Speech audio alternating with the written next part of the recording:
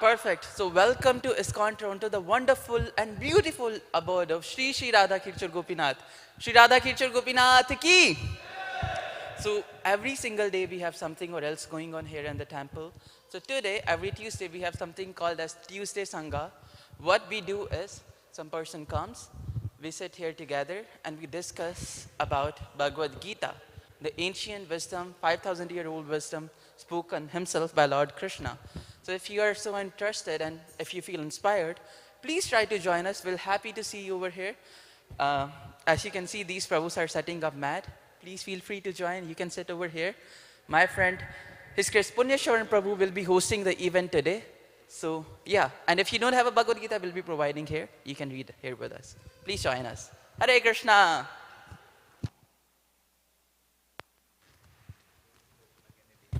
Yeah, just to remind you, DT doors will open again at 8.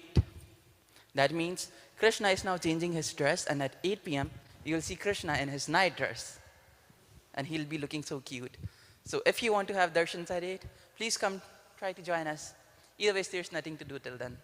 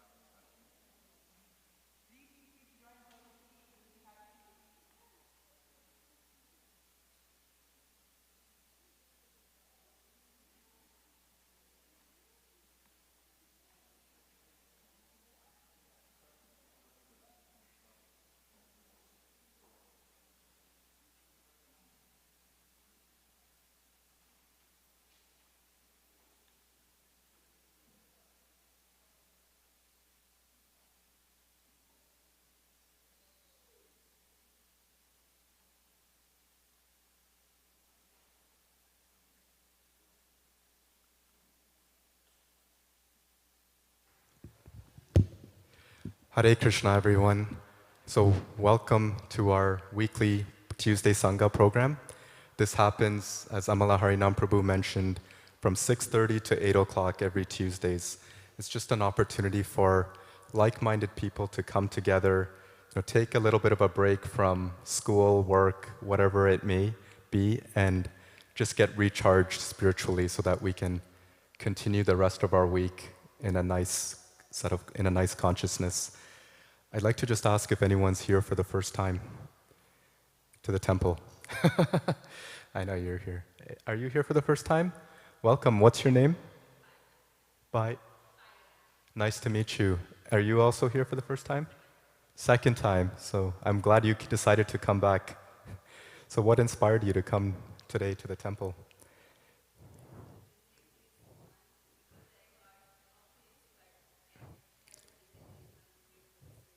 Okay. And how did you find your experience so far? Wonderful. What did you like in particular?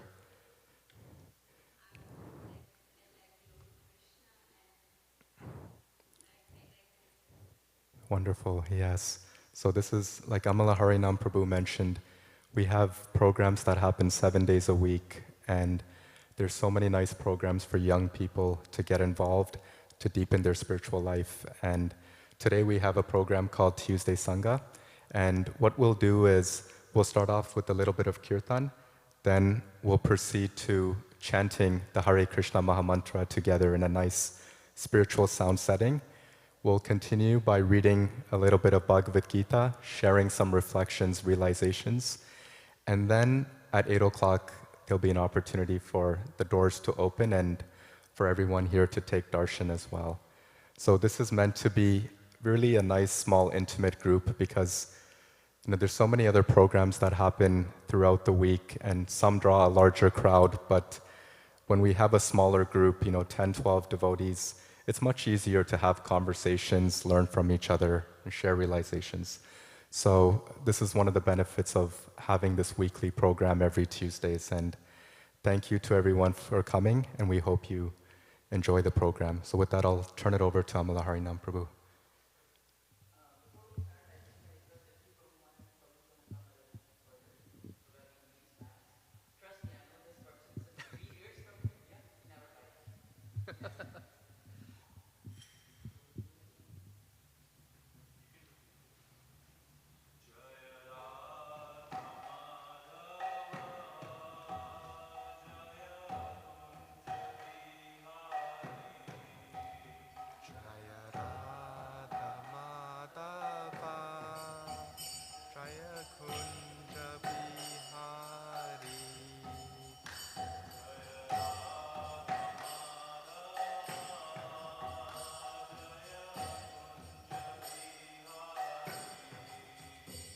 Jaya Radha Madhava Jaya Kunja Bihari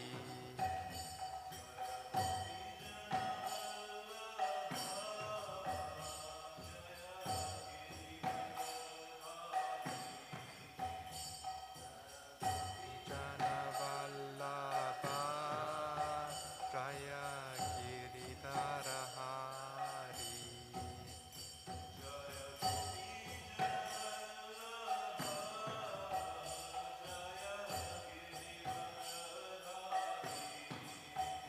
Jaya Gopi Janavallabha Jaya Giridharahari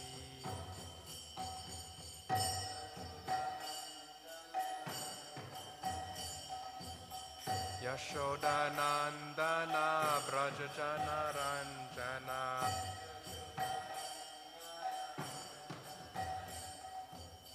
Yashodanandana Brajajana Ranjana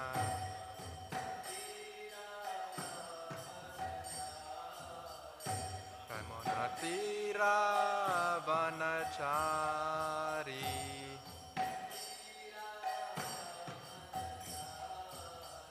Jamunatira Vanachari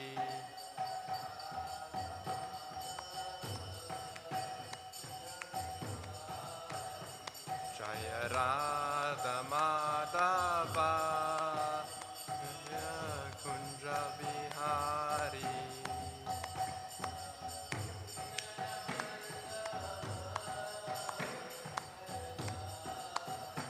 Jaya Gopi Jana Vallabha Jaya Giridhari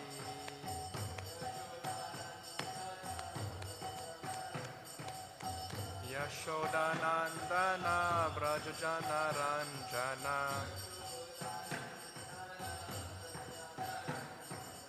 Yashodanandana Brajajana Ranjana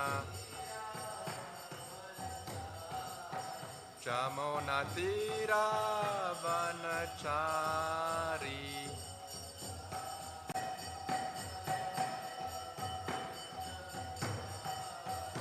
Jaya Radha Madhava Kunjamari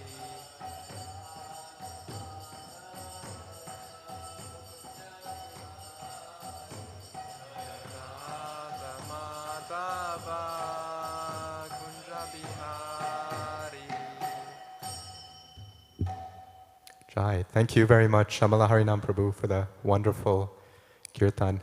So now we're going to do a little bit of mantra meditation or group chanting. Is everyone familiar with the Hare Krishna Maha Mantra? I know everyone on this side is because they, they pretty much chant every day in the morning. Are you all familiar with the Maha Mantra as well? Okay, so what we'll do is we'll just pass out these japa beads. It'll help us just measure the amount of time that we're practicing.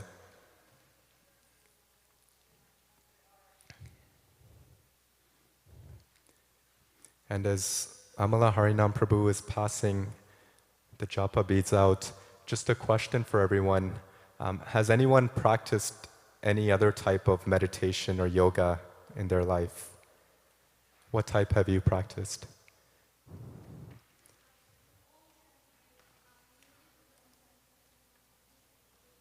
Okay. Amazing. Anyone else practice any form of yoga meditation? So just yourself, you've practiced chanting the Om or Pranav mantra as well. Wonderful. And do you know why we particularly, there's different types of yoga and meditation practices, but does anyone know why we're practicing this form of meditation right now, which is chanting the Maha Mantra? Yes, Vishish. Yes. Yes. So, there's different ages that happen. You may have heard of Satya Yuga, Dwapara Yuga, Treta Yuga, and then our current age, which is Kali Yuga.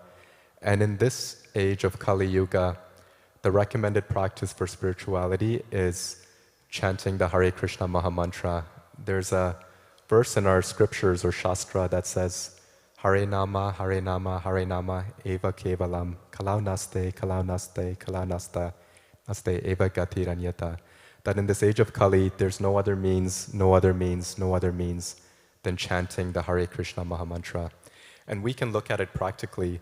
If we look at other ages, let's say Satya Yuga, what was the prescribed method for spiritual practice in that time? Meditation. Have we all practiced trying meditation at home? You know, just being, how do you feel when you practice meditation? And by meditation, we mean silent form of meditation.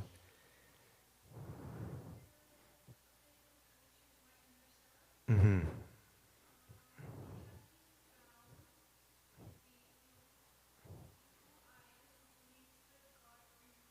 Right.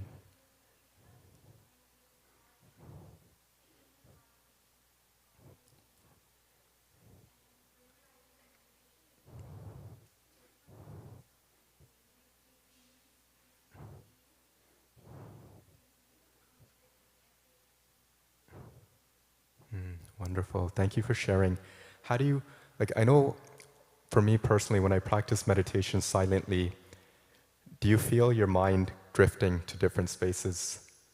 Like sometimes you're forced to, you know, just focus on something, but then your mind just drifts away, right? And that's a common effect of meditation. And in Satya Yuga, the form of meditation was actually done for thousands of years because the lifespan was also much longer. People were able to much longer than this age of Kali Yuga. So meditation was done in a way where one can remain still for many periods of time. And also there was a lot more religiosity present in Satya Yuga. As we know, in this age of Kali, we kind of see things declining. You know, it's called the age of quarrel and hypocrisy. So for that reason, it is very difficult to practice meditation as done in prior ages. And even Arjuna says that the mind is more difficult to control than the wind to Krishna. So it emphasizes that it's not easy. And then one other example, what's another form of practice that's recommended in another age? Treta Yuga. Fire sacrifice, yes. So has anyone ever sat in a fire sacrifice before? Or a yagya? You have, right? What do you see when there's a yagya taking place?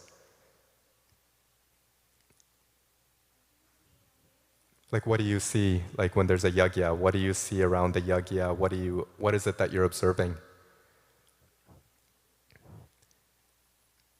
Sometimes you see fire. You see priests that are gathered around the fire, reciting mantras. You also see some paraphernalia. Perhaps you see some offering items to offer. You see some fruits, things like that. So that was a prescribed method as well, but it's very difficult to also practice that because in this age of Kali, we require Brahmins who can chant the Maha Mantra or any form of mantra in a way that requires a level of perfection. So for the yagya to have potency, it requires expert chanters. It also requires very elaborate arrangements and offerings, you know, sometimes gold and other things that are harder to find in this day and age. We don't have that level of luxury that we see, but this was very much more common in prior ages. So the point that's being made here is different practices are prescribed in different ages, but in this age of Kali Yuga, this prime practice that we're doing is chanting of the Hare Krishna Maha Mantra. And it's so much more easier than other practices that we see in other ages. We don't need to spend thousands of years keeping fixed in a still position and focusing our mind. We don't need to learn some complex mantras. We just need to know the Hare Krishna Maha Mantra. And it can be done in any place or any circumstance. You don't need to be it's nice to do it in a temple, but you can also do it from your home as well. So right now, at 6 o'clock, what did we do? The doors were open and people were singing, dancing, and chanting. And we found that's very practical, very easy to do. And it's very inspiring, encouraging for us to bring as well. So for that reason, knowing that in this age of Kali, religiosity is not as prevalent as it was in prior ages, that people have difficulty controlling the mind, that it's the age of quarrel and hypocrisy, that Lord Chaitanya Mahaprabhu, who you saw, in the first altar, he had inaugurated this chanting of the Hare Krishna Maha Mantra to make it so easy and so accessible for all of us. And he, as we saw in his pastimes, he freely distributed this Maha Mantra to anyone, not just those who come to the temple, but even those who we may see outside on the streets, because everyone is looking to realize their true self, but they do not know how to do it. And this Maha Mantra is the most easiest way to practice. So with that, we'll practice chanting together the Hare Krishna Maha Mantra. I think everyone here said they're familiar with the mantra. If you're not, it's right here on the left side. We've got the banner here that displays. And we'll use the japa beads that we have. So all of you have japa beads. If you don't, please feel free to pick one up. We can give you one here. Shish Prabhu or Vatsal Prabhu, or anyone, you can just explain how to chant on the Maha Mantra. So please follow along. Vatsal Prabhu will just show you how to practice using the beads to chant.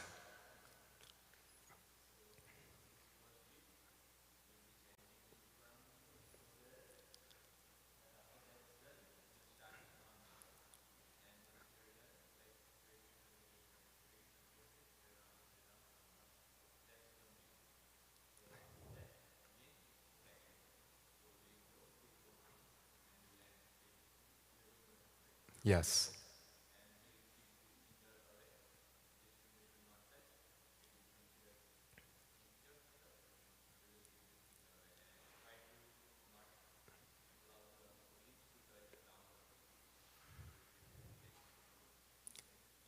Thank you. So chanting the Maha Mantra takes about 10-15 minutes at a nice slow pace.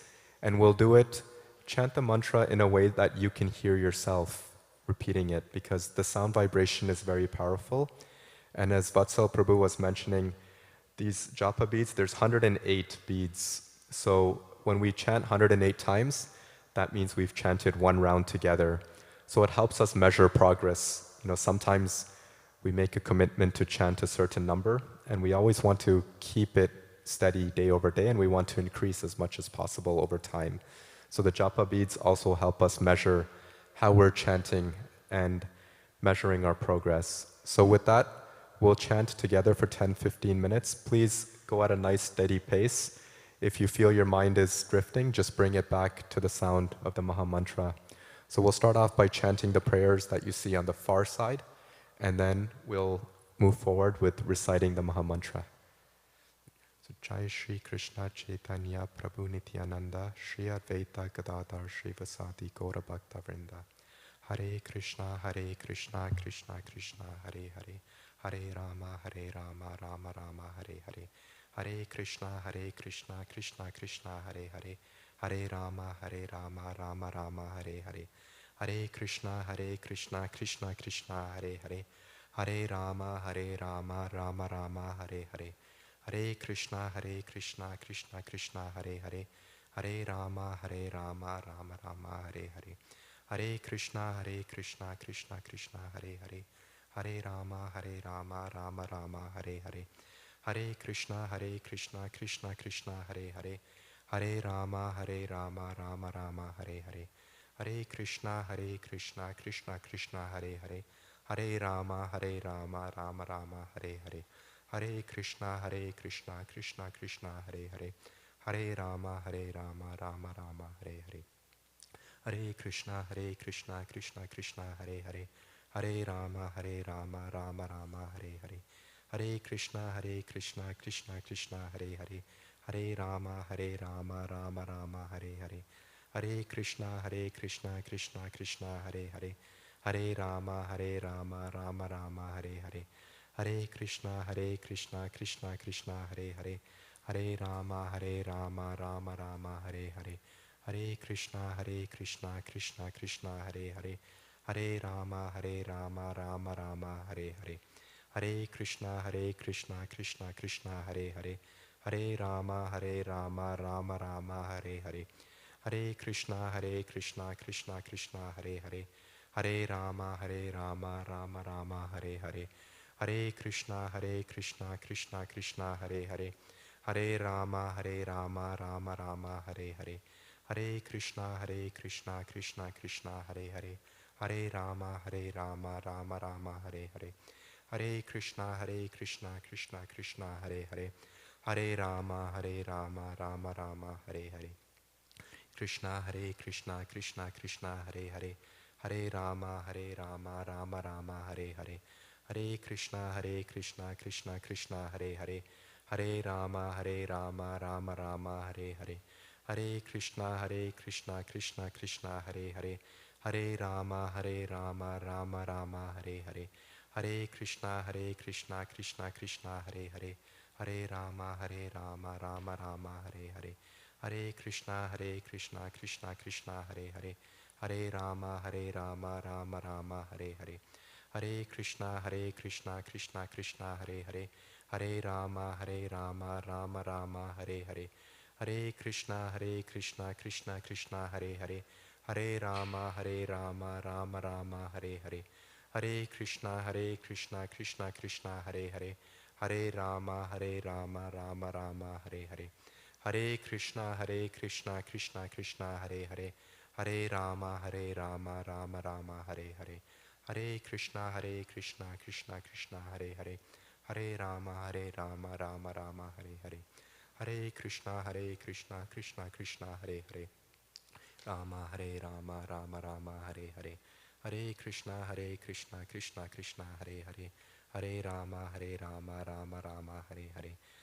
Krishna, Krishna Hare Hare. Rama, Rama Rama, Hare Hare. Hare Krishna, Krishna Hare Hare. Hare Rama, Rama Rama, Hare Hare. Hare Krishna, Krishna Hare Hare. Hare Rama, Rama Rama, Hare Hare. Hare Krishna, Krishna Hare Hare. Hare Rama, Rama Rama, Hare Hare. Hare Krishna, Krishna Hare Hare. Hare Rama, Rama Rama, Hare Hare. Hare Krishna, Krishna Hare Hare. Hare Rama, Rama Rama, Hare Hare. Hare Krishna, Krishna Hare Hare. Hare Rama, Rama Rama, Hare Hare. Hare Krishna, Krishna Hare Hare. Hare Rama, Rama Rama, Hare Hare. Hare Krishna, Krishna Hare Hare. Hare Rama, Rama Rama, Hare Hare. Hare Krishna, Krishna Hare Hare. Hare Rama, Rama Rama, Hare Hare. Hare Krishna, Krishna Hare Hare. Hare Rama, Rama Rama, Hare Hare. Hare Krishna, Krishna Hare Hare. Hare Rama, Rama Rama, Hare Hare. Krishna, Krishna Hare Hare. Hare Rama, Rama Rama, Hare Hare. Hare Krishna, Krishna Hare Hare. Hare Rama, Rama Rama, Hare Hare. Hare Krishna, Krishna Hare Hare. Hare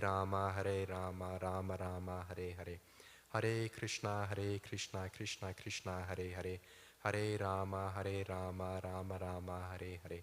Hare Krishna, Krishna Hare Hare. Hare Rama, Rama Rama, Hare Hare. Hare Krishna, Krishna Hare Hare. Hare Rama, Rama Rama, Hare Hare. Hare Krishna, Krishna Hare Hare. Hare Rama, Rama Rama, Hare Hare. Hare Krishna, Krishna Hare Hare. Hare Rama, Rama Rama, Hare Hare. Hare Krishna, Krishna Hare Hare. Hare Rama, Rama Rama, Hare Hare. Hare Krishna, Krishna Hare Hare. Hare Rama, Rama Rama, Hare Hare.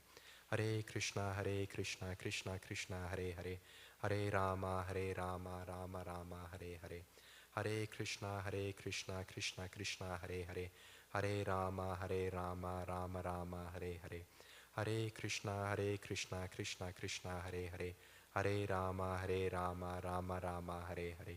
Hare Krishna Krishna Krishna Hare Hare, Hare Rama Rama Rama Hare Hare, Hare Krishna Krishna Krishna Hare Hare, Hare Rama Rama Rama Hare Hare, Hare Krishna Krishna Krishna Hare Hare, Hare Rama Rama Rama Hare Hare, Hare Krishna Krishna Hare Hare, Hare Rama Rama Rama Hare Hare, Hare Krishna Krishna Krishna Hare Hare, Hare Rama Rama Rama Hare Hare, Hare Krishna Krishna Krishna Hare Hare, Hare Rama Rama Rama Hare Hare, Hare Krishna Krishna Krishna Hare Hare, Hare Rama Rama Rama Hare Hare, Hare Krishna Krishna Krishna Hare Hare, Hare Rama Rama Rama Hare Hare, Hare Krishna Krishna Krishna Hare Hare, Hare Rama Rama Rama Hare Hare, Hare Krishna Krishna Krishna Hare Hare, Hare Rama Rama Rama Hare Hare, Hare Krishna Krishna Krishna Hare Hare, Hare Rama Rama Rama Hare Hare, Hare Krishna Krishna Krishna Hare Hare, Hare Rama Rama Rama Hare Hare, Hare Krishna Krishna Krishna Hare Hare, Hare Rama Rama Rama Hare Hare, Hare Krishna Krishna Krishna Hare Hare, Hare Rama Rama Rama Hare Hare, Hare Krishna Krishna Krishna Hare Hare, Hare Rama Rama Rama Hare Hare, Hare Krishna Krishna Krishna Hare Hare, Hare Rama Rama Rama Hare Hare, Hare Krishna Krishna Krishna Hare Hare, Hare Rama Rama Rama Hare Hare, Hare Krishna Krishna Krishna Hare Hare, Hare Rama Rama Rama Hare Hare, Hare Krishna Krishna Krishna Hare Hare, Hare Rama Rama Rama Hare Hare, Hare Krishna Krishna Krishna Hare Hare, Hare Rama Rama Rama Hare Hare, Hare Krishna Krishna Krishna Hare Hare, Hare Rama Rama Rama Hare Hare, Hare Krishna Krishna Krishna Hare Hare, Hare Rama Rama Rama Hare Hare, Hare Krishna Krishna Krishna Hare Hare, Hare Rama Rama Rama Hare Hare, Hare Krishna Krishna Krishna Hare Hare, Hare Rama Rama Rama Hare Hare, Hare Krishna Krishna Krishna Hare Hare, Hare Rama Rama Rama Hare Hare, Hare Krishna Krishna Krishna Hare Hare, Hare Rama Rama Rama Hare Hare, Hare Krishna Krishna Krishna Hare Hare, Hare Rama Rama Rama Hare Hare,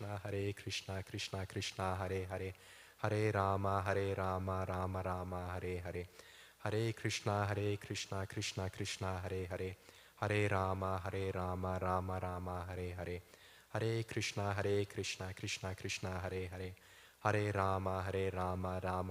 Hare Hare, Hare Krishna Krishna Krishna Hare Hare, Hare Rama Rama Rama Hare Hare, Hare Krishna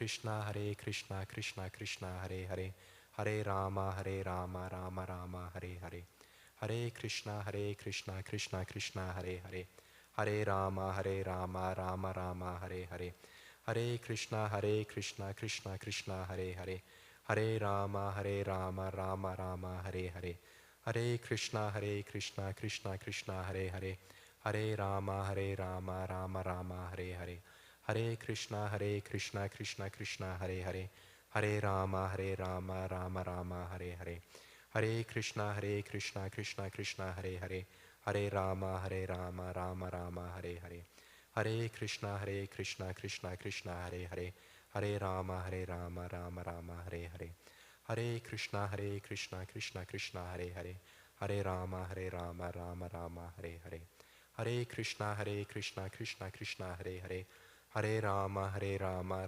Rama Hare Hare, Hare Krishna Krishna Krishna Hare Hare, Hare Rama Rama Rama Hare Hare, Hare Krishna Krishna Krishna Hare Hare, Hare Rama Rama Rama Hare Hare, Hare Krishna Krishna Krishna Hare Hare, Hare Rama Rama Rama Hare Hare, Hare Krishna, Krishna Krishna, Hare Hare, Hare Rama, Rama Rama, Hare Hare, Hare Krishna, Krishna Krishna, Hare Hare, Hare Rama, Rama Rama, Hare Hare, Hare Krishna, Krishna Krishna, Hare Hare, Hare Rama, Rama Rama, Hare Hare, Hare Krishna, Krishna Krishna, Hare Hare, Hare Rama, Rama Rama, Hare Hare.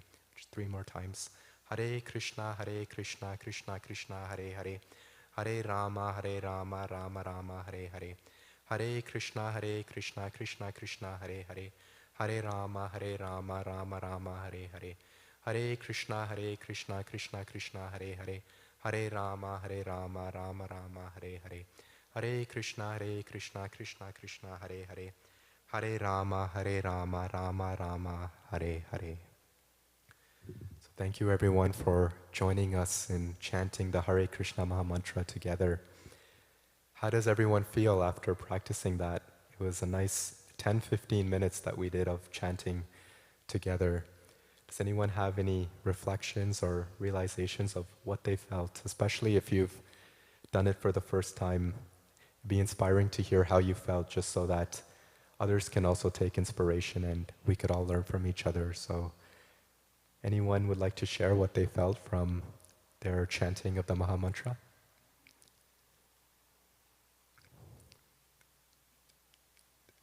Yes, Vatsal Prabhu, please go ahead. You may have to just speak loudly so we can all hear.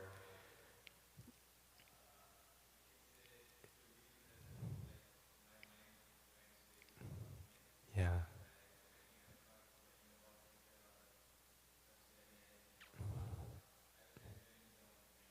Nice.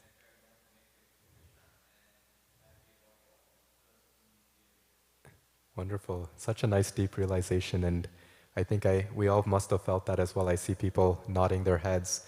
Did anyone actually experience their mind drifting away? I did. Anyone else?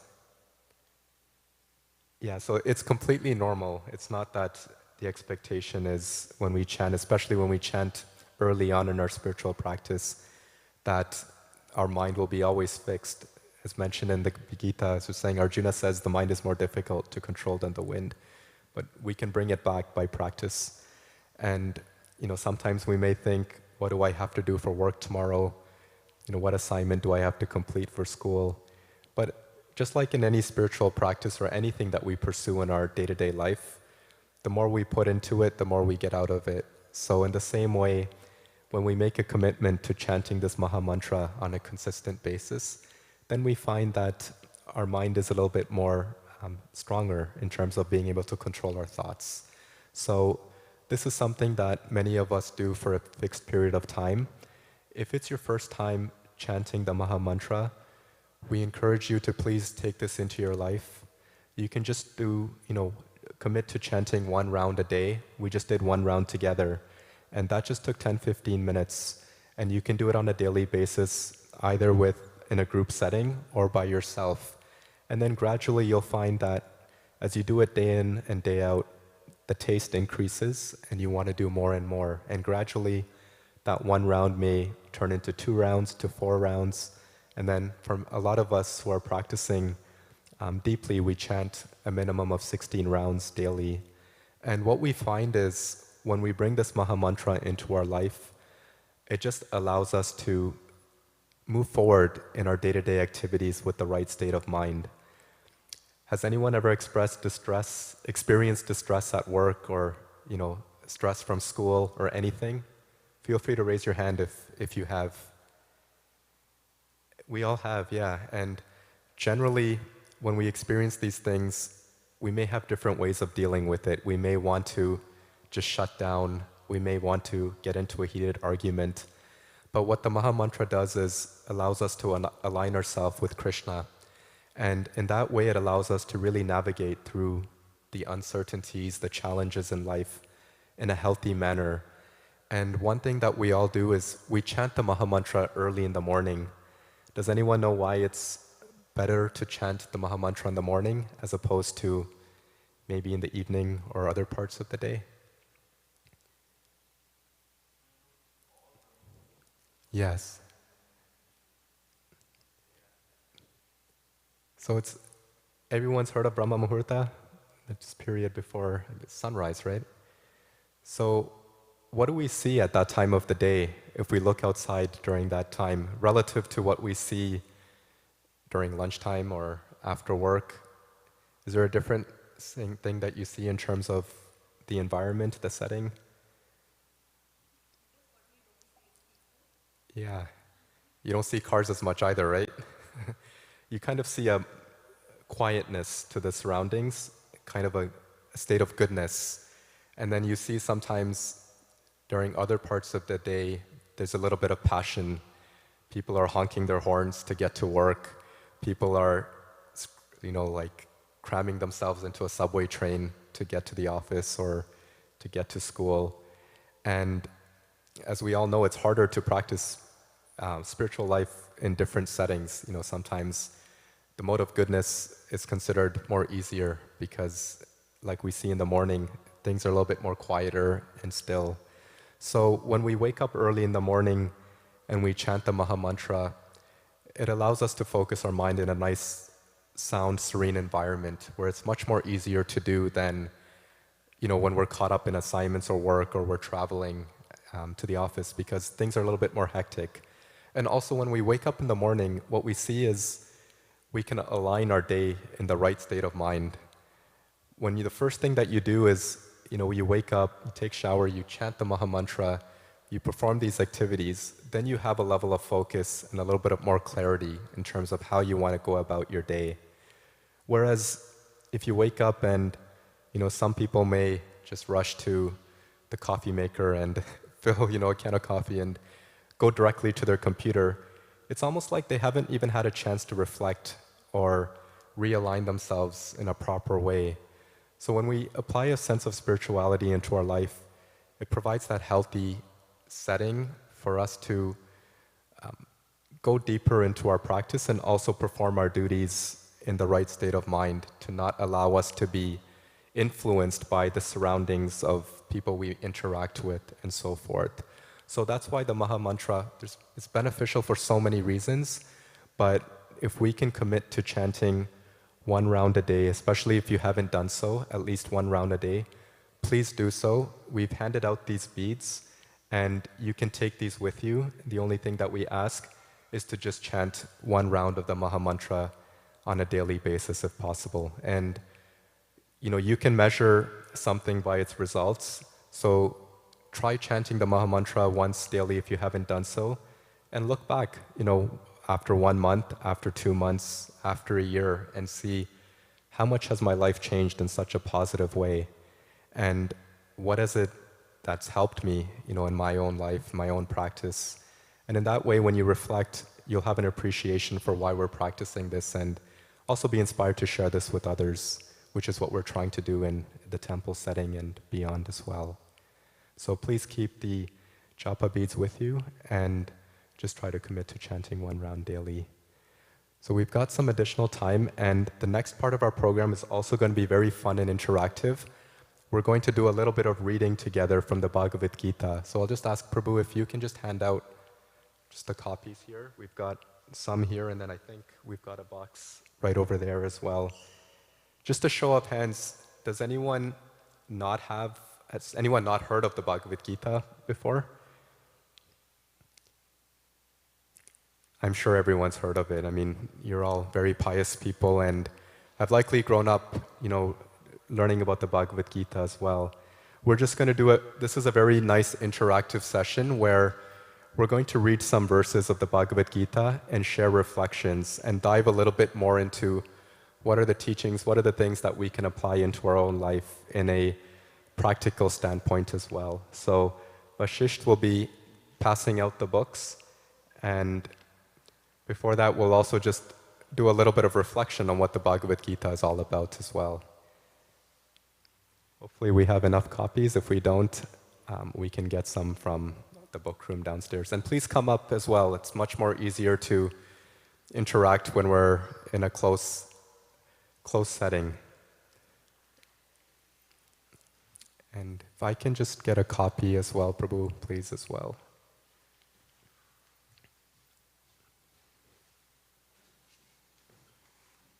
So right at the back of the hardcover of the Bhagavad Gita, before we go into the actual verses, you'll see you'll see some references of very famous personalities expressing their admiration for the Gita. So right at the back, you'll see Henry David Thoreau, Ralph Waldo Emerson, Mahatma Gandhi, and they're all praising why the Bhagavad Gita is so beautiful and why one should really apply it to their life. So I'll just read what Henry David Thoreau has said. He says, "In the morning, I bathe my intellect in the stupendous and cosmogonal philosophy of the Bhagavad Gita, in comparison which our modern world and its literature seem puny and trivial." I'll read what Gandhi says. He says, "When doubts haunt me, when disappointments stare me in the face, and I see not one ray of hope on the horizon, I turn to Bhagavad Gita and find a verse to comfort me, and I immediately begin to smile in the midst of overwhelming sorrow. Those who meditate on the Gita will derive fresh joy and new meanings from it every day." So these are just some verses or some excerpts of why individuals are applying the Bhagavad Gita and what they derive in terms of the benefit. I know all of you mentioned that you're familiar with the Bhagavad Gita. I just wanted to ask everyone, what does the Bhagavad Gita mean to all of you? In one sentence, 2 sentences, nothing elaborate. A way of living. That's one of the most common things that people say when they hear about the Bhagavad Gita. It's almost like a guidebook on living life. Anyone else want to share what the Bhagavad Gita means? Please, did you have something to share? A ray of hope. Wow, that's a beautiful, just 3 words, but it means so much. Do you want to elaborate on what you mean when you say ray of hope?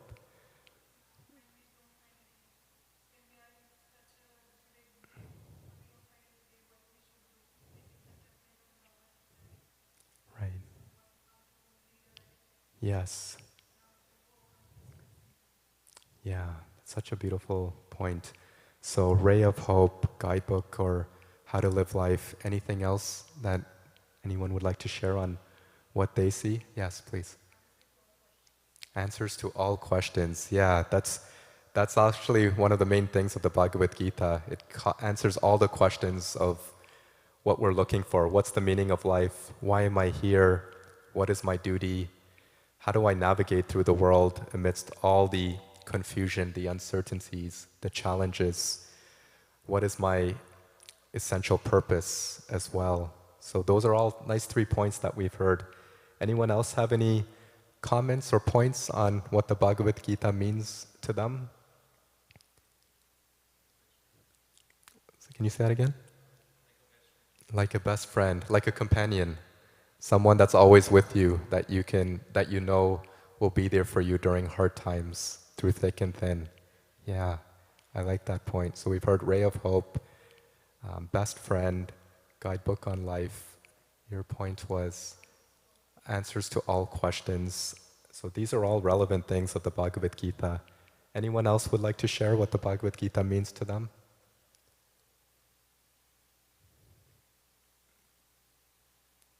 I think we covered a lot of good points, but if there's any more, feel free to share. But the Bhagavad Gita is essentially what everyone has mentioned here. It's a series of 700 verses that we can all meditate on a daily basis. And with Lord Krishna speaking to Arjuna, we know about how the Bhagavad Gita is spoken and when it is spoken amidst the battlefield, where Arjuna is seeing all his family members and being in such a state of distress. What am I supposed to do at this time of great despair and calamity? What's my prime goal? How do I navigate through all this? And it just serves as a purpose for all of us to relate that back into our own life.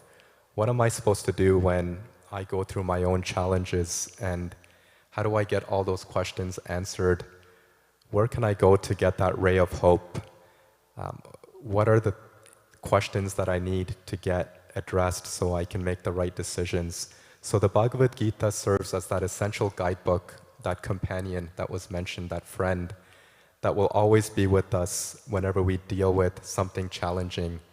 And this copy of the Bhagavad Gita, called Bhagavad Gita as it is very special because there's many different versions of the Bhagavad Gita, but when you flip through every page, you'll actually see the Sanskrit verses that Lord Krishna had spoken to Arjuna. And with every Sanskrit verse, you'll also see the English translation word for word.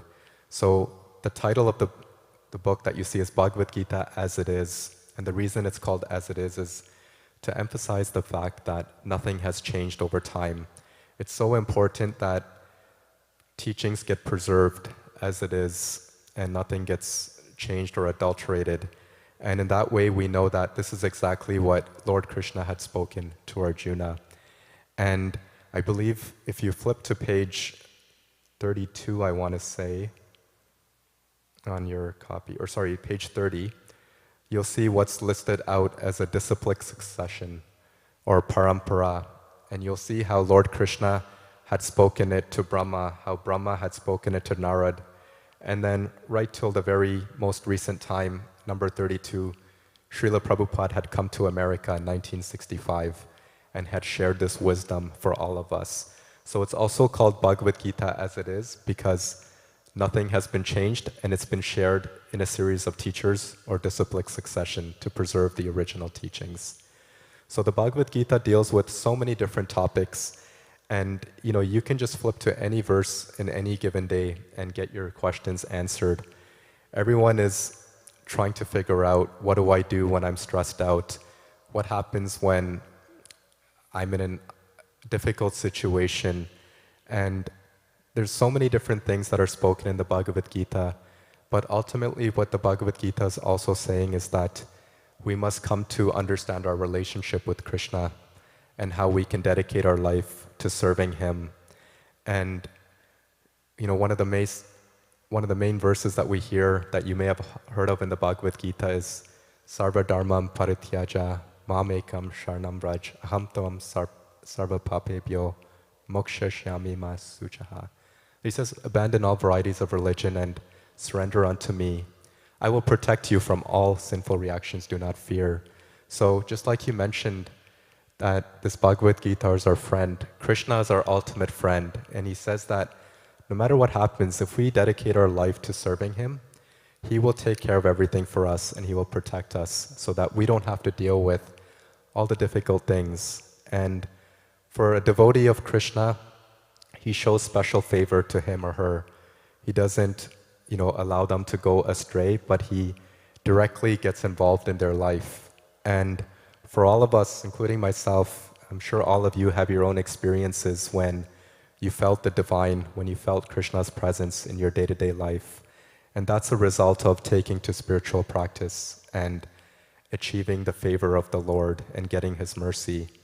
Otherwise, if we live a life we're not thinking about spirituality, then, Krishna, He still sees the soul within the heart, but He's just waiting for that time for that individual to turn her attention to Him and just accept it. And in that way, Krishna will reciprocate more and more. So it's a loving relationship. All of us have friends, family, we may be married, and we see that when we show affection and we show love towards someone, then that reciprocation is much stronger, that the person will show more love in return.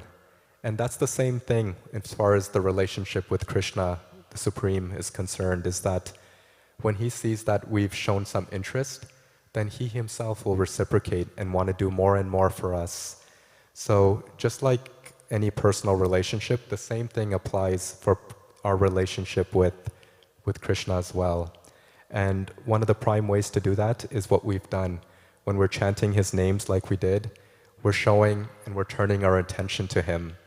There's 24 hours in a day, and we may be occupied with so many different engagements, work, family, so many other commitments. But if we take 5-10 minutes on a daily basis to chant the Maha Mantra like we did, then Krishna sees that and He says, oh, this person has, amidst everything that is going on in their life, that they still came in and they dedicated themselves.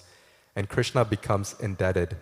He will say, how can I, help bring this person along? And he'll mold our life in a way where he'll send the right people, he'll send spiritual masters and, all different things that allow us to progress more and more. And in that way, our spiritual life, our spiritual journey begins, and we feel our life to be so much more different than when it was before. No more entanglement in, thinking what happens if I don't get what I desired on my exam. All those things will be there, but it'll put us in a state where we can handle those things in the right frame of mind. So the Bhagavad Gita brings these things to life in a practical way of how to apply spirituality in a healthy way. So with that, what we'll do is we've got about half an hour, which is a good amount of time for us to just dive deeper into the Bhagavad Gita. The way this program works is it happens every Tuesdays, and we spend some time reading each verse and we continue from where we left off. So this week we're turning our attentions to chapter 7, and we'll be reading from verse 26 to start. So I'll just navigate to that page. I believe it's on page 338 as well. So if everyone's there, you can just turn to that section. And before we dive into the verse, the Bhagavad Gita, as we mentioned, talks about so many different topics. It talks about karma yoga, it talks about jnana yoga, and it talks about bhakti yoga, which is the essence of all yoga practices.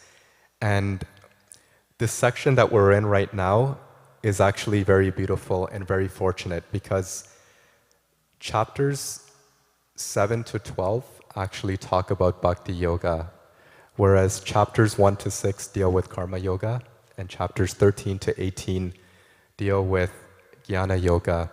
So does anyone know why bhakti yoga is kept in the middle? Why is it that bhakti yoga is discussed in the middle? There's 18 chapters of the Bhagavad Gita, but why is it that bhakti yoga is discussed between chapters 7 and 12, right in the middle?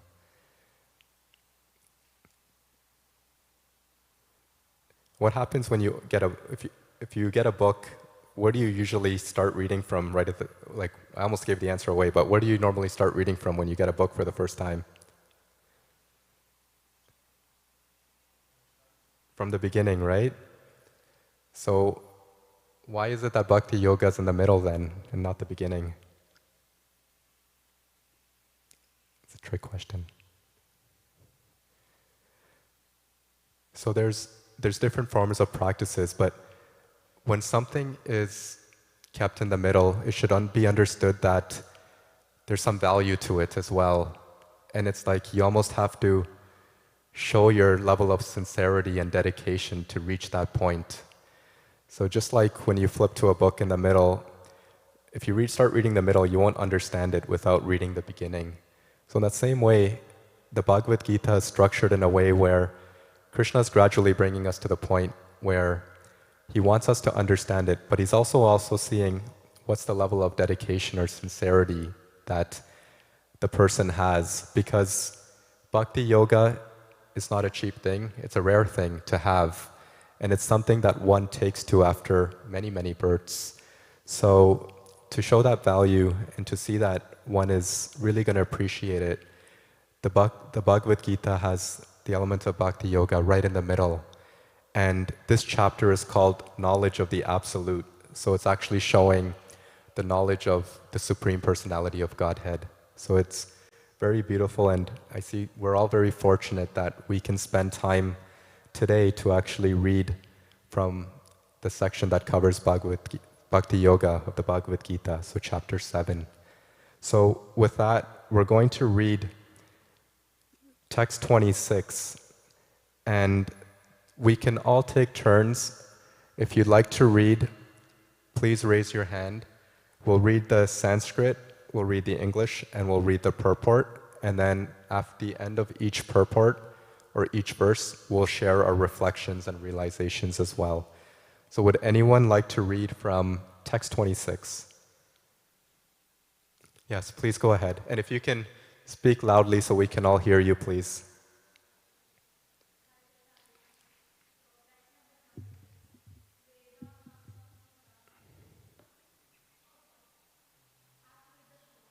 Yes, if you're able to.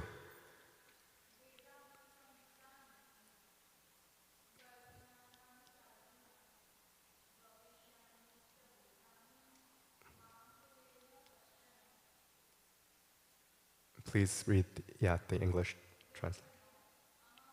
You can just read the English translation, so the bold.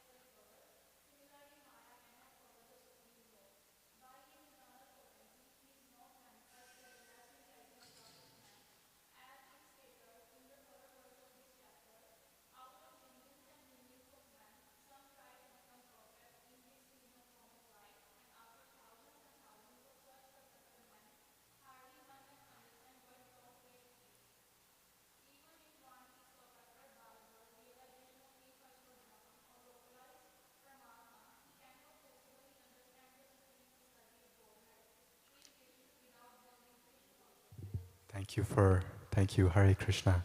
So this verse is so enlightening and so revealing.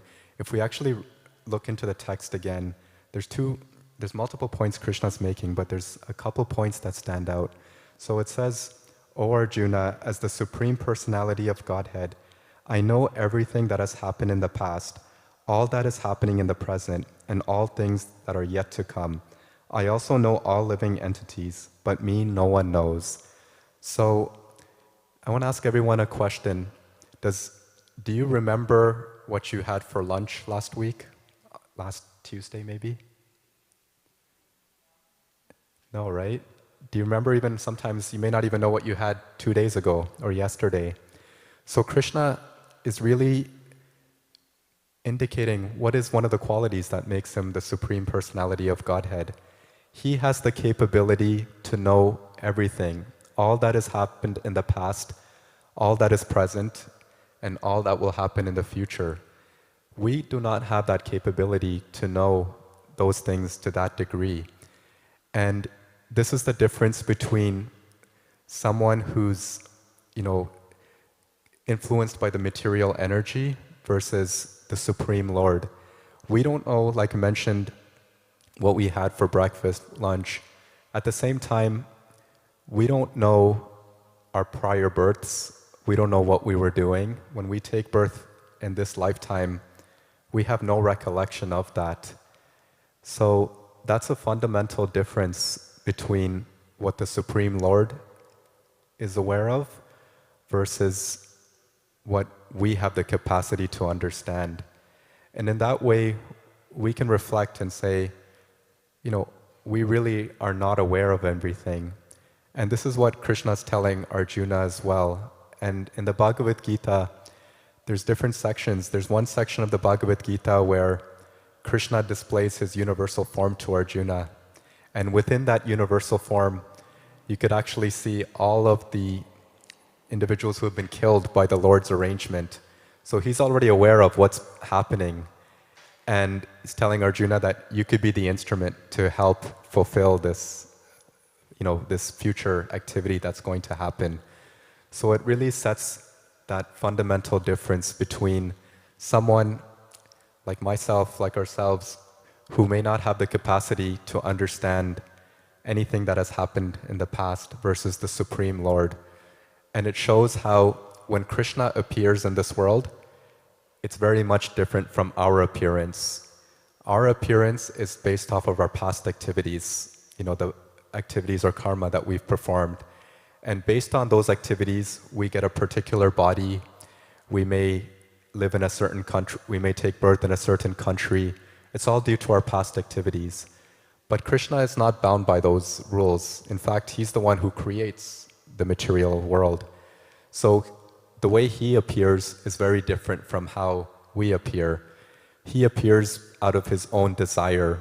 And when he appears, we don't see him aging in the same way that we do. We don't see him getting sick. We don't see him stressed out about not getting promoted or something like that. So that's one of the fundamental differences between the living beings and between the Supreme Lord himself. One of the other things that was mentioned in this verse is, right at the very end, he says, I also know all living entities, but me no one knows. And remember, we were just talking before this reading started, why is the topic of Bhakti Yoga right in the middle? And Krishna's kind of emphasizing the point that there's so many different people in this world, and they all take to different practices. But he says that out of all the millions, billions of people in this world, that one who takes to bhakti is rare. And it's actually hard to understand Krishna in full. Now the question may be asked, I see Krishna here, like I know Krishna, but why is he saying that me no one knows? Does anyone have an understanding or any thoughts as to why he's really making that point? Yes, please go ahead.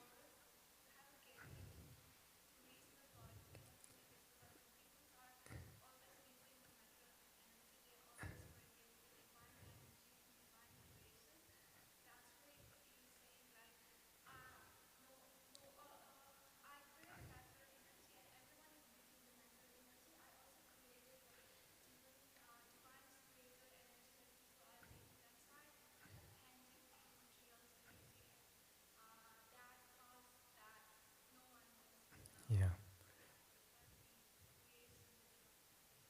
Yeah, that's a really good point. And Krishna, it's really hard to understand Krishna. And as mentioned earlier, one can start the process of knowing Krishna by actually taking to the process of bhakti, because ultimately it's a loving exchange. Krishna does not force anyone to take to devotional service. If we read the Bhagavad Gita, he tells Arjuna certain things, like he says, do what you wish to do, or he says, this is my opinion, but he does not say that you must do this. So in order to make this something out of our own free will, out of our heart, he's really wanting to see that, do we have the desire to take towards this practice of bhakti yoga? And then when we do so, he allows himself to, he reveals himself more and more. Actually, we should also understand that Krishna has an ability to act in certain ways that can be bewildering to the common man. He may perform certain activities, and people may not really understand that he's the Supreme Personality of Godhead. Does anyone know, maybe in the Mahabharata or any other references where certain individuals were not able to understand or realize Krishna as the Supreme Lord?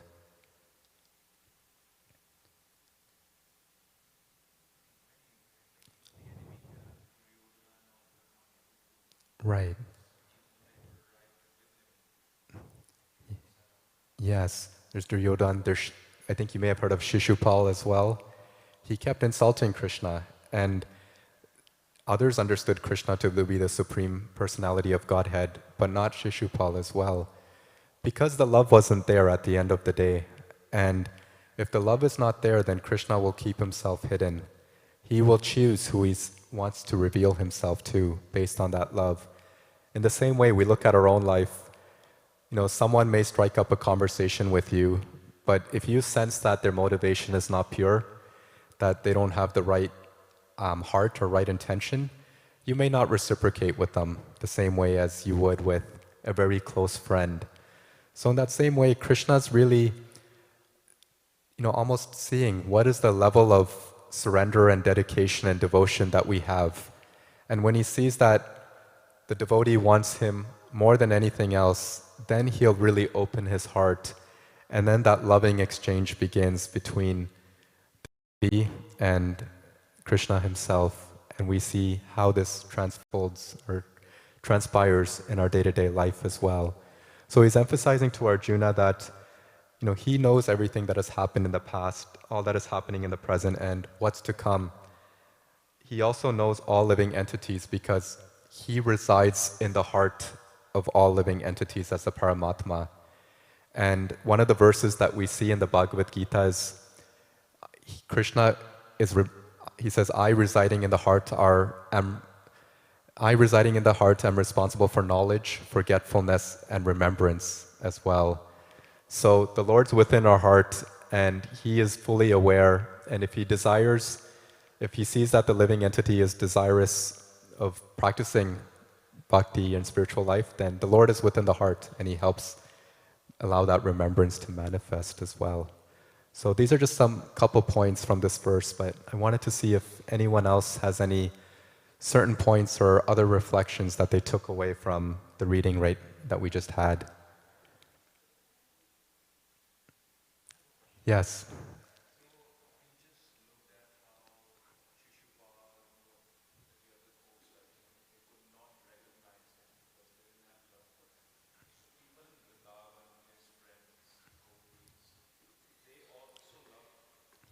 Yeah.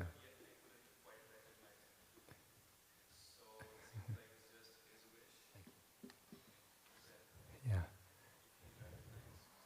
So that's a very good question, and there are two separate types of situations. So the way that the essence of bhakti is that as you go deeper into your spiritual life and you develop more and more love for Krishna, you actually start forgetting that he's the Supreme Lord. There's no longer that display of awe and reverence. In some faiths, some religions, you go before the Lord and it's almost out of fear, like, please forgive me for all my sins and everything. But the aspect of bhakti yoga is that when there's a deep love, like the residents of Vrindavan, it's so deep that they cannot even realize that Krishna is the Supreme Personality of Godhead. They almost see him at an equal level. Like you'll see sometimes Krishna fighting with his cowherd boyfriends and performing so many activities, because that's actually the essence of love. That when you really love someone, you don't want that boundary of, come before me and offer your obeisances, but it's more like, show me your love in different ways. And that's what the residents of Vrindavan are displaying. They've given their entire life, their entire heart to Krishna.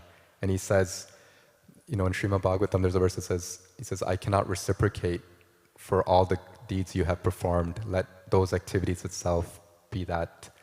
I'm paraphrasing there, but that's the essence of bhakti, is that when we reach the highest level, we actually forget the Lord. And that's actually a reference of one of his energies known as Yoga Maya, that he covers for that relationship to really have that effect. It's actually covered from realizing that he's the Supreme Lord. Does anyone remember the pastime of Mother Yashoda when she opened Krishna's mouth? What did she see inside Krishna's mouth? The universe. I think we have a photo. Do we have a photo somewhere here? Okay, we may not have that one. I thought we did.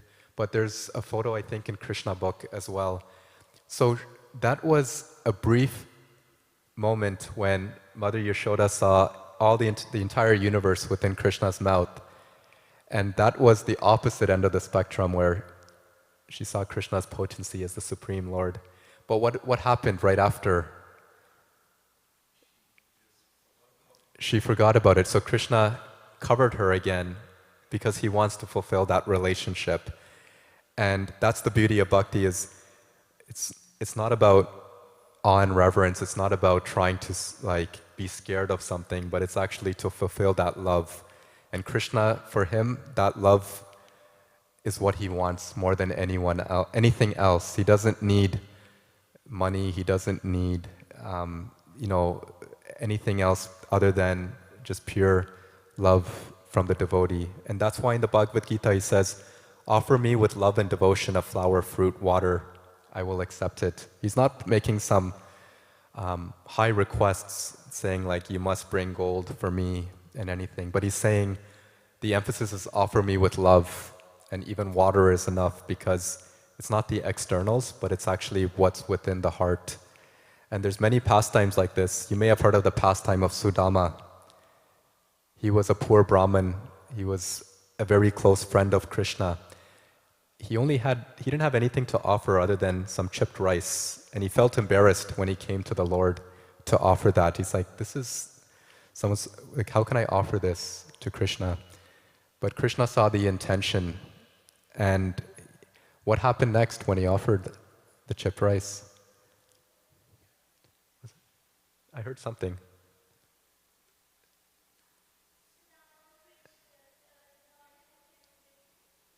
Yeah, he gave all form of opulence. So he saw the love. And that's essentially what Krishna's looking for at the end of the day. I believe in Sudama's case, he was also trying to bring him closer to Krishna, because Sudama was actually attached to being renounced, which is also a little bit not necessarily something we want to get too much into in bhakti, is that we don't want to try to give up everything, but rather just see that everything can be used in Krishna's service. So this is the prime example to your question that you asked, is when the love is there, the covering, of seeing that Krishna is the Supreme Lord also exists. And in that way, the exchanges are more beautiful as well. So that's why in Vrindavan, Krishna wrestles with his cowherd friends. That's why he engages in so many nice pastimes, and that's why he didn't, show his universal form too much longer to Mother Yashoda as well. So that's a very elevated area to be in, and that's actually where we want to be. We want to have that relationship with Krishna where we can feel like he's our friend, like he's our companion, that you mentioned in the Bhagavad Gita as well. So there's different areas of the spiritual realm where there's different types of relationships. There's certain relationships like in the Vaikuntha planets where it's more awe and reverence. The Lord Narayan is present and they see him as the Supreme Lord and so forth. And in Goloka Vrindavan, the topmost planet, it's a different level of love that exists as well. Yeah, I hope that helps. Whereas Shishupal he was not favorable to Krishna, so he just helped, he just did not see Krishna as a supreme Lord, but he did not even have love for him. So he just covered himself in that way. Yeah. Yeah. Any other comments or questions from what we've read so far? So you'll see, like, as we're reading the Bhagavad Gita, we just read one verse, but we unpacked so much from reading one verse. So what to speak of 700 verses that we can all go deeper into. And this isn't the type of book that you get at the bookstore where you read it from start to finish for 2 weeks and then you put it on the shelf and you know that you've acquired the knowledge. This is different because as you go deeper and deeper into your bhakti, then each verse that you read, you'll find more and more realizations as well. So that's the essence of the Bhagavad Gita. Anything spiritual does not have a beginning and an end. Beginning and an end only exists in the material world. We take birth, we die, all these things happen. But in the spiritual world, there's no such thing. So in the same way, anything that's spiritual in knowledge, like the Bhagavad Gita, is not something that just concludes after reading the end of the chapter or the end of the book itself. That we actually go deeper and deeper and we get more and more realization. And that's the essence of bhakti. It's not that we do something and we achieve our result and we say that it's done. It's that we keep wanting to do it because we feel more and more fulfilled, and it's an eternal activity that continues on. So there's no level of feeling tired of doing something or feeling that I've accomplished something and now I have to move on to the next thing, because that's what people in the material world do, right? I've received my bachelor's degree, I'll now get my master's, and all those things. But spiritual practice is much, much more evolutionary, much, much more deeper than that. So we can derive so much from the Bhagavad Gita by reading one verse. So if there's no further questions, I'll just time check. We've got 5 more minutes. Let's see how long this text is. So it's not too long. Would anyone like to read text 27? And then that will be the final verse that we read for today.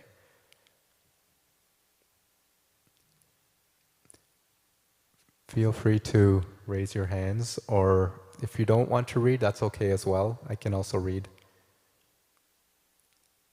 Okay, I'll read text 27 just in the interest of time. So, Icha vesha samutena vanva mohena bharata sarva bhutani samoham sarge yanti parantapa. O scion of Bharata, O conqueror of the foe, all living entities are born into delusion, bewildered by dualities arisen from desire and hate. Purport. The real constitutional position of the living entity is that of subordination to the Supreme Lord, who is pure knowledge. When one is deluded into separation from this pure knowledge, he becomes controlled by the illusory energy and cannot understand the Supreme Personality of Godhead. The illusory energy is manifested in the duality of desire and hate. Due to desire and hate, the ignorant person wants to become one with the Supreme Lord and envies Krishna as the Supreme Personality of Godhead.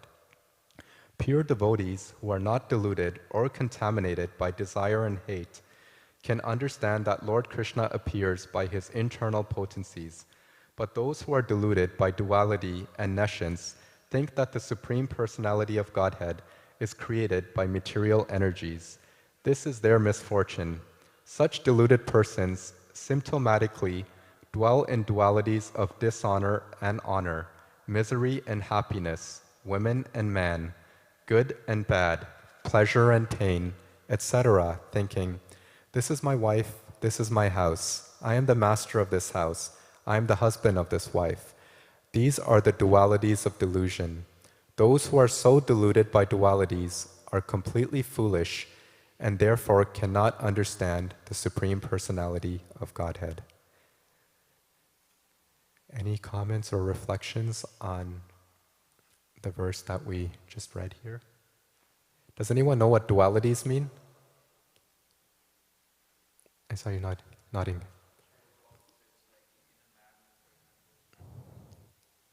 Right. Yeah.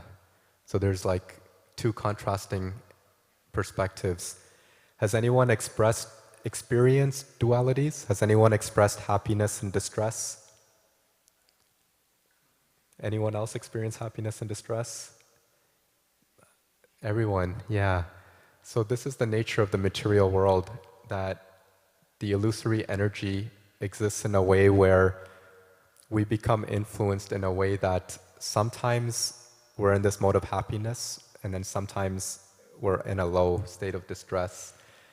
It's really hard to achieve that level of equanimity where things are just steady throughout.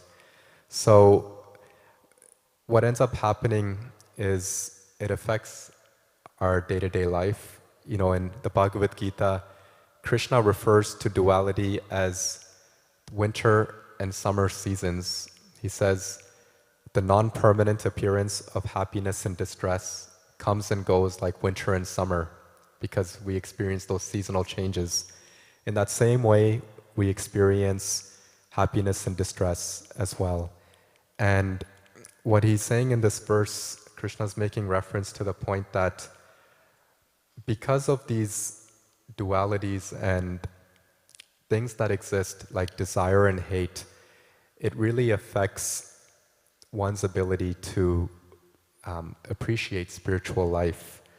Because what happens when you're hateful to someone? What are some of the qualities that manifest?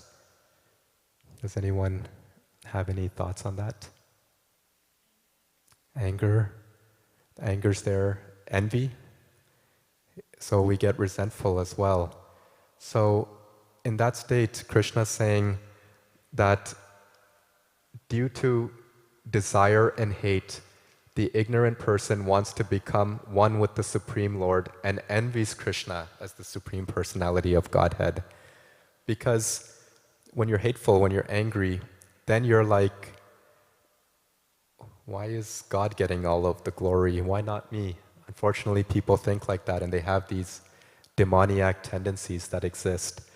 So sometimes when people are frustrated with the material world, they may adapt to certain practices where they think that I'm on the same level as God. They'll say that the material world is, no longer what I want, but now I have this capacity to become like God. And that's actually a form of envy, because it's almost like one is thinking, I'm on the same platform now because of everything that I'm not happy with in life. So in that state, there's duality, and it becomes harder to realize the Supreme Lord as who He is. And we must try to figure out for ourselves, how do we kind of elevate ourselves so we're not under these influences of dualities, that we don't get into a phase where we're feeling envious, we're feeling angry. Because ultimately what that does is it limits our growth, it limits our ability to practice spiritual life as well. And when we read the Bhagavad Gita, we may be in a state of perplexity, but if we read it in the right state of mind with a level of sincerity, and we understand, especially in the Gita, it says one of the ways that one approaches Krishna is when they're distressed. And when someone is distressed, they often turn to God, right? They say, please help me, I don't know where else to go. So if we come with that mood of openness, of understanding that I don't know everything, but I know that if I come to this practice, it'll help me, and we have humility in our life, then we can really